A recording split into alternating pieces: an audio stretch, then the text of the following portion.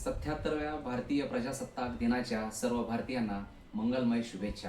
Doctor Babasaheb Ambedkar यांनी संविधान लिहून 26 नोव्हेंबर 1949 रोजी संविधान समितीच्या हाती सुपूर्द केले व 26 जानेवारी 1950 पासून भारतीय संविधान अंमलात आले.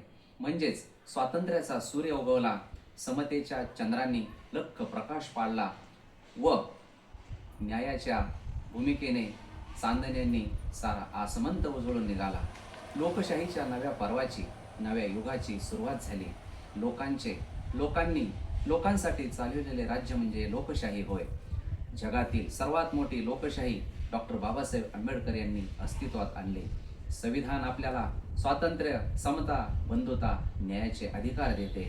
आपल्याला विचार करण्याचे स्वातंत्र्य, मत मांडण्याचे स्वातंत्र्य, भारतात कुठेही रहिवास करण्याचे स्वातंत्र्य देते.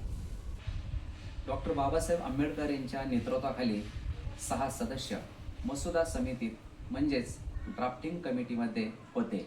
1 एन गोपाल स्वामी अय्यंगार, दुसरे होते अल्लादी कृष्णम्मा स्वामी अय्यर, तिसरे सदस्य होते के एन मुन्सी, चौथे सदस्य होते सय्यद मोहम्मद सादुल्ला, 5वे सदस्य होते एन माधवराव यांनी बी एल मित्तर यांच्या राजीनाम्यानंतर जागा घेतली. 6वे सदस्य होते टी टी कृष्णम्माचारी, त्यांनी डी पी खेतान यांच्या मृत्यूनंतर जागा घेतली.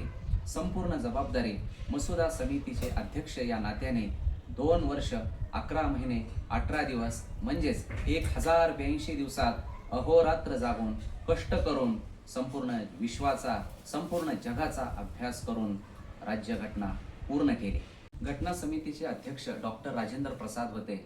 पंडित जवाहरलाल नेहरू, सरदार वल्लभभाई पटेल, घटना समितीतील सर्व सदस्य, सर्व भारतीयांना डॉक्टर बाबासाहेबांच्या विद्वत्तेची, सर्व जाती धर्माच्या सखोल अभ्यास असणारे व्यक्तिमत्व व संपूर्ण जगाचा व भारताचा अभ्यास असणारे विद्वान महामानव म्हणून डॉक्टर आंबेडकरांबद्दल आदर होता व त्यांनीच भारतीय राज्यघटना लिहावी ही मनोमन इच्छा देखील होती.